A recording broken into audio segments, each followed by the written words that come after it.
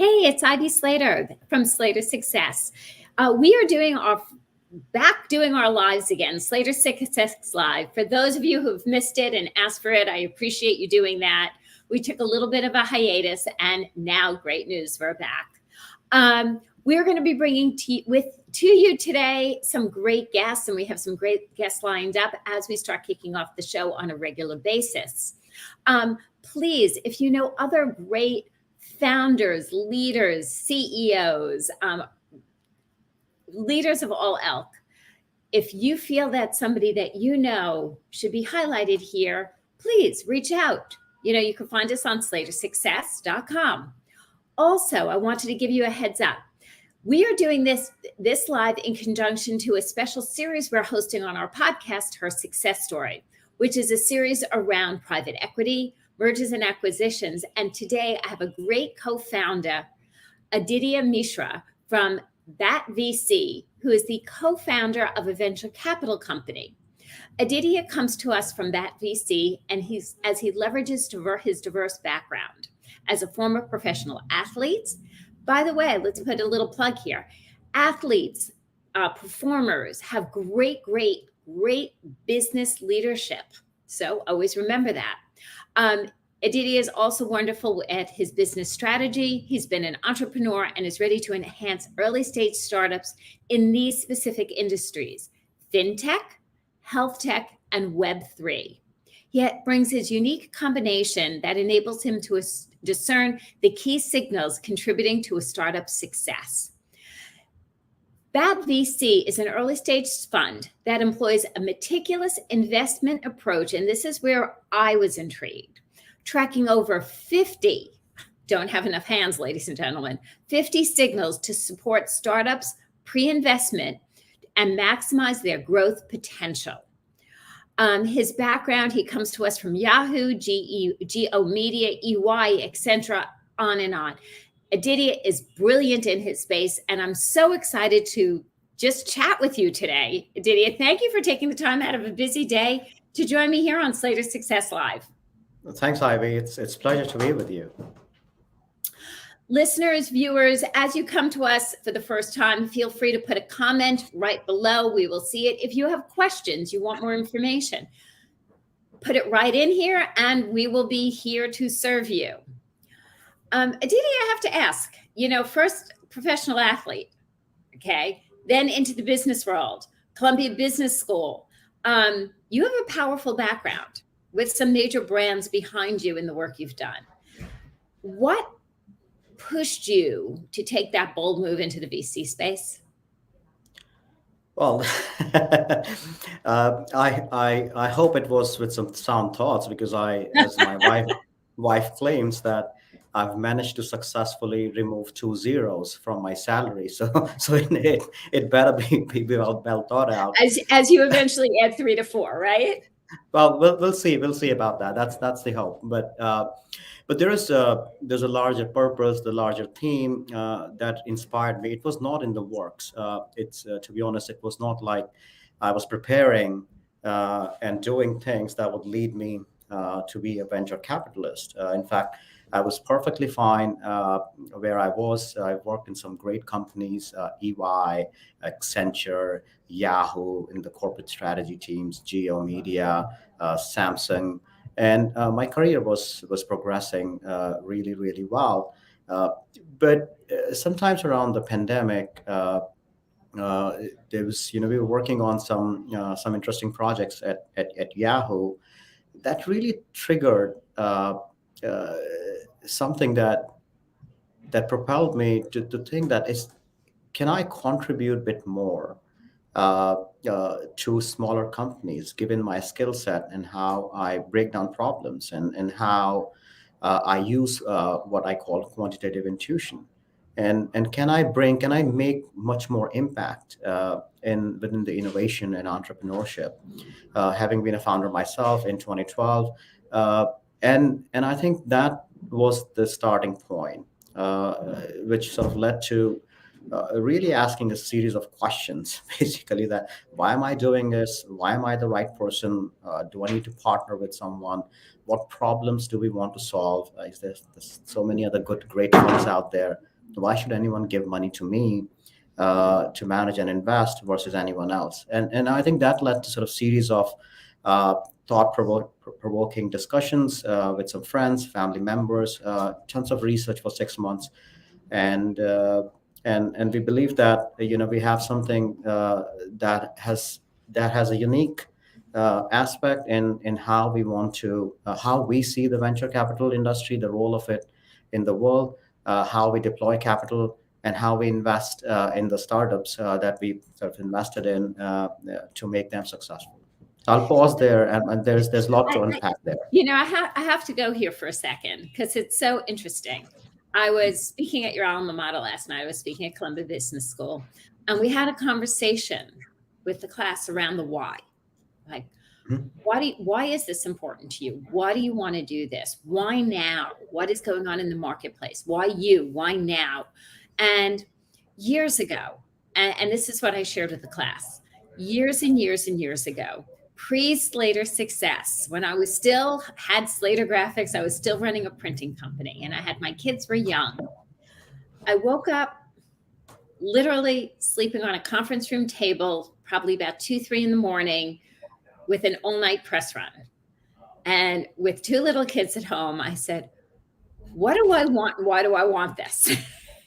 Why am I doing this? Right? Because it's those moments that gets you thinking. And it was my connection to why am I doing this? What do I want? Why is this important to me?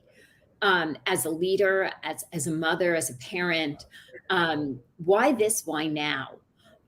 You're a dad with young kids. Why this? Why now? What was it that spoke to you on that personal level? Great question. So the first and foremost, why starts with my why starts with: is there a meaningful problem uh, that needs to be solved when it comes to startup investing, the whole VC world, and do along with my other GPs. So when I say we, it's not just me; it's the other people like Raj and Snehal, Vikash that surround me and make this work. That are we collectively providing the solution to actually solve that problem? And are we sort of the best people in the right time to do it? And if I sort of summarize all those three, let me give you some stats which are mind-boggling, and maybe I am telling people to not invest in VCs, but that was one of the reasons why we started the fund. Uh, we hear this stat like 90% of the companies fail. That's Yeah. okay. We still believe that the amount of money that is invested in the funds, it continues to grow at significant pace. 2021 was like a drunken sailor. Uh, Everyone was sort of putting money in the startups. And the fascinating stat is that only 2 or 3% of the companies generate returns for the entire industry, which is a handsome return. And I think that got us thinking that why is it that so many companies fail and the investors have to take a significant risk of investing their capital and take the downside of 90% to participate in the 10% upside? And can we do something about it? So, so given our experience in the entrepreneurship and talking to founders, and we're now proving it, one of the biggest reasons is failure to achieve product market fit. And it's been sort of well written about. People know it, but what happens is, and I want to be respectful for all the funds, but we are just trained to go with the speed versus laying down the solid foundation on which these companies can grow. So we hear a lot about that. Hey, let's get quickly, let's get generate this revenue, uh, wherever it comes from. So what happens is these companies then are at a point in another 18 months to raise another round. And some companies are definitely successful in picking the right areas, and some are not because they lack coaching and training when it comes to the business and picking the right segments, the right customers, the right experiments to run. So, in the name of let's try it and learn from it, I think we are just going out in a non strategic way to these experimentations and solve it. So, I think that is what we decided to focus on. And we thought that we could actually invert that triangle And if we can prove that 90% of our companies can be successful, then we have a playbook that we can then think of scaling. So that was my why. So, so one thing I'm hearing from you is your background in strategy and strategic planning Mhm. has a big impact and effect on the businesses that you're inviting in, that you're putting the bang behind the buck, the bang behind the buck, right? That as you invest, you're bringing your strategic viewpoint and skill sets to these companies, Mhm. as opposed to just writing the check. Yeah, no, we don't, and we are okay to miss out on investment opportunities where people ask us that, hey, there's 200K left in the round. Do you want to invest? There's a big fund that is leading the round, and we say thank you very much. We'll pass. And part of it is, if we cannot, if we see the problems during our process when we run our due diligence, and we are unable to help the founder, we're fueling the same problem that we intend to solve. So we have to sort of stay true to our why and believe in it, and prove it out that our model works. So all the companies that we have invested in, I have wonderful relationship with all of the CEOs. I'm incredibly proud of them. I spend a lot of my time working with them, not asking questions, not comparing them to benchmarks, but helping them build a business, a solid foundation on which they can raise growth capital and become good companies. Where they exit, how much multiplier, those are outcome metrics. We don't focus on that. We focus on what we can do to help them create this foundation on which they can start sort of thinking about becoming a true business. So you're truly in the trenches with your companies. Mhm. We are, yeah, into the weeds with them. Absolutely. I know almost everything about all the companies that we invest in. Some founders love it, some don't. Uh, but I think soon they realize that what we bring to the table is precisely the reason why they wanted us to invest in them. So it, I think the point comes where they welcome us, not just asking questions. I think after a point they realize, okay, they're actually willing to write slides for us and draw it out on a whiteboard. These guys actually know what they're talking about versus just the benchmarks. Hey, you should be here. Why are you here? And you're not working hard. And that doesn't help anyone. These companies need help, and they need help now. And that's what we intend to do. So when we look at your like 50 points, I have to say, you and I have had the pleasure truly of getting to know each other for a while now. And the one thing that I'm really intrigued on is the criteria here, the guidelines of when you're looking at a company, 50 guidelines, for lack of a better word. Mhm. That's impressive. And how do you, when you look at that, do they have to have all, like, what are some of the things you're looking for? Like an ideal company. Yeah. Well, an ideal company would be one that has series of gaps across these 50 criterias, Okay. right? Because that means that, and a potential. So are they solving the right problem, right? I mean, that is the most important question that we ask, and it has series of sub questions and sub variables or sub signals that help us determine, okay, it's worth solving this problem, right? Do they have the hypothesis of the solution that might potentially solve that problem? So that has implications on what they're building, the product side, who they need to partner with. Is this the right team to build it? Do they have an understanding of the skills gap that exists in their team? Are they open about it? Do they know what the next hire is going to be? What market they are playing in?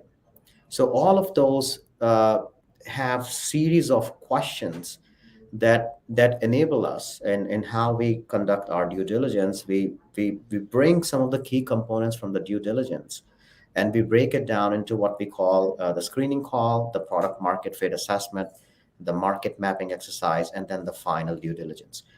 The magic happens in the product market fit assessment because that's what we intend to solve Right. for. That is the reason why companies fail. So when the funds do due diligence, and that is included in the overall thing, there are tons of other issues that come up, and the human mind sort of deviates in our own ways into things that look important and big, but they're not. In the grand scheme of things, these companies, we have to understand, the early stage companies, they don't have that much data or track record to be able to It sort of is give you so empathy. true. So we tend to focus on things that will make these companies successful, where the gaps are in that journey. And an ideal company would be solving the right problem, as I said, would have the good solution. There's a right market for it, but they have gaps in how to go to market, and the go to market strategy. Maybe not, one of the team members is not there yet. Maybe they're struggling with the cost to build out the product, and then we create a plan before we invest, that these are the things that we can help them with, and create a value and help them get to the product market answer faster and in the cost effective way, as opposed to, let's try this with few customers and okay, then we're going to pivot happens, but we want that to be a strategic pivot, versus we tried a few things and let's try something else and it didn't work, so we fail. And this is all part of startup learning. We don't believe in that. We think, I mean, that's the belief. So that's why we have the fund, that we think we can change that. It's interesting because I've run two businesses over the last 30 some odd years, and I'm a strategic planner by nature. Okay. I like what before I opened Slater Success, when I was curious about this industry, and this is, I'm going back a long time. I mean, I'm going back to '07, so that's a good while ago. Mhm. And the coaching consulting industry was a very different place then than it is now, especially in the coaching space. And the first thing I did just on instinct was market research. I spoke to everyone I could get a hold to, everyone and anyone, anybody I knew. And I wanted to truly understand. And it's interesting when you're looking at the tech space and the expansion. Technically, this is still new industry, right? And so there's only this much knowledge out there, right? Mhm. Or the knowledge is still fairly new knowledge. And I so appreciate what you're saying, because it's, what is the problem you solve? Literally talking about it last night. What is the problem you solve? Is this a problem in this market space? In this market space? You know, who do they want the solution? How badly do they want the solution? How big is the hole, so to Mhm. speak? If it's a tiny pinhole versus a crater, what's the potential? And it makes so much sense, but not always are businesses. Some businesses are so excited about their idea that they get to do that piece of work. And and I think it's perfectly fine. Like, all funds have strategies. I'm not going to sit here and say that we are the only ones and we are the best ones and there's nobody else doing it right. That's not the objective, right? There are different strategies that other funds follow. We have our own. Is sort of the main message, because we believe in what we are doing.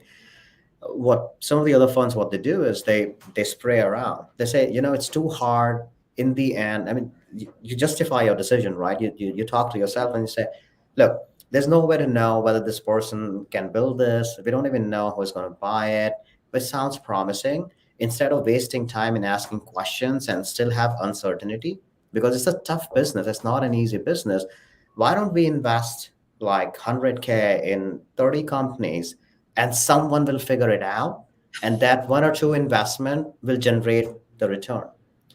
And that thinking has created these lopsided stats. But what we fail to recognize, I believe, and I think that's where I get inspired from my background in sports, that at the end of that 30 companies, 20 companies that you spray your dollars around are real people who have left their jobs. It's their dream to build a company to solve a problem, and they end up becoming just a line item on your cap table.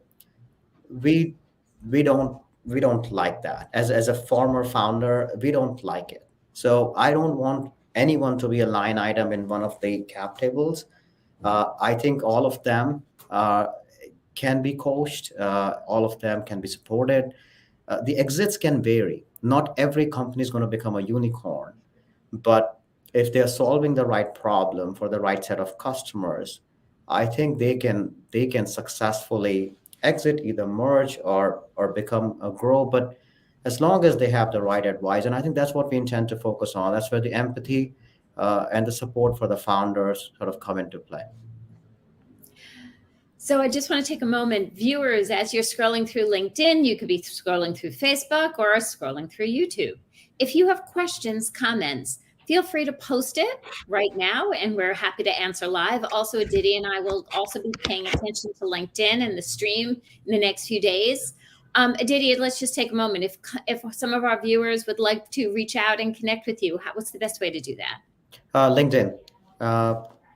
Yes, send me a note. A little bit of background, why you want to connect. And if you just want to connect, I think sometimes it's just hard because I get so many requests. So once I know there's a reason and there's a question, that's how I filter information. So I'd love to connect with all of you so anyone who's listening through this session, I'd love to connect with you. Happy to answer questions. This is the subject that I love talking about. So if I missed something and you want me to clarify a few things, love to do that. And viewers, make it easy for Aditya. In the notes, say, hey, saw you on the LinkedIn Live with Ivy. So then he knows the point of reference. Exactly. I think one of the things that is important to talk about, because I know it's something that we have both had conversations on, is the value in business, in long-term business, of the relationships we build. Yep. And the one thing I remember sitting down over a glass of wine and chatting about that importance of the relationships. When you look to companies, and when I hear more and more when you speak, you talk about it's not just about putting some money here. It's not just about the fact sheets, the balance sheets in the long run. It's about developing the relationships that have long-term value. Mm-hmm. What in your career, you have picked up numerous relationships over time. Is there anything that's been significant to you that you can give like a good, and listeners, just so you know, Aditya has not been prepped on any of this. I said, hey, come do this with me. You can look at some shows, me, just show up. We're going to have a conversation. So although, very often, you give some pre-questions, he had nothing. He's just trusting me in this interview. And I thank you for that. But I do want to talk about the relationship piece, because as I've gotten to know you, your founders, the people you invest in, are so important to you, and knowing them is so important to you. And I know in the career you've built such important relationships, and we've been connected through people. What are some of the values and results you've seen from that for yourself? Well, I would say that I stand here or sit here literally today on the shoulders of the relationships. There are, and I'll sort of address what it means to me and what inspires those connections. But this is the time to sort of acknowledge the GPs in the fund, Raj, Vikash. They have been so supportive. Snehal, who's another founder of Uptick, when he and I sort of sketched this idea that this is why we need a fund. He's a serial founder. I would like to mention the name of another person, Ravi, who is on the advisory council. Tom, that you and I know very well. Tracy, oh my God. I mean, I will miss a few people, which will do injustice, but I love you all. I think you know who you are, who've helped us build the fund. So we have around 50 LPs, and these are the people who we have worked with, who've known us through either professional aspects or personal aspects, and now they are showing support by putting their money down, and that brings some responsibility, but that also shows it's a couple of things. I've always practiced being an athlete. It's important to bring sort of people along to achieve anything. You can't do anything alone. I think anyone who says, It's just hard. It's just hard to do things alone. So the goal is, I have benefited just by being honest and truthful in my dealings with the people who I surround with. My goal is always, through my actions, if I can demonstrate a behavior that makes them feel safe, comfortable around you. In many cases, empowered because I've been in leadership positions. I've achieved my objective. I have never focused on what can I get out of this relationship. I have never. Some people say that's a problem because I don't ask, like, hey, are you going to invest or not? That question, I still struggle to ask that question. Is not in my fiber to end the call and end the conversation with the objective, because I don't achieve these relationships with any objective. The goal is just to know people, see if we can work together, see if I can offer something that make them feel safe, empower them, and make them comfortable around me. And I think, I hope that I've been able to do that to some extent. I mean, it's a continuous learning curve, but that is the intention always. If you have one tip or piece of advice that you would pass forward to somebody who's you're like, okay, let me think about this, Ivy. I'll ask a long question so you have time to think. Mhm. Uh, a tip, a piece of advice, whether it's on the to invest side, if it's on the founder side, when you're looking to build capital, when you're looking to give capital, what are some things or things that founders should be thinking about? Oh, so that's an interesting question. Uh, Founders have a very tough task. Uh, they need the money, but they also need help to build the business. Uh, it is the dichotomy of, if I get one of the larger funds, and I don't want to name anyone here, people know who I'm talking about, that is good for me. But I also know that I am in their large multi-billion dollar funds. I am like 200K worth of investment. Will they spend time with me?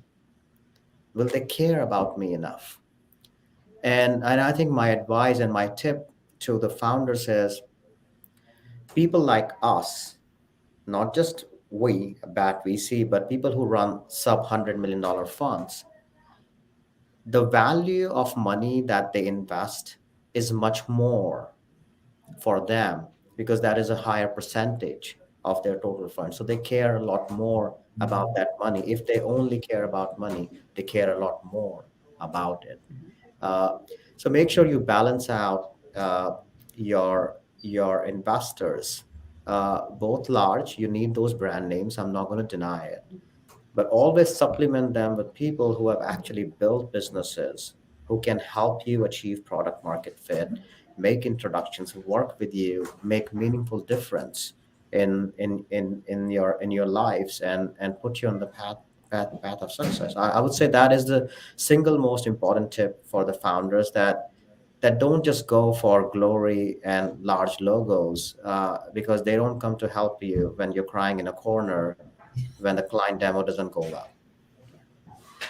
I think that's really well said. Build your team. I'm a firm believer of build your team with good people who see your vision, have your back, have the mental endurance as well as the mental and strategic guidance.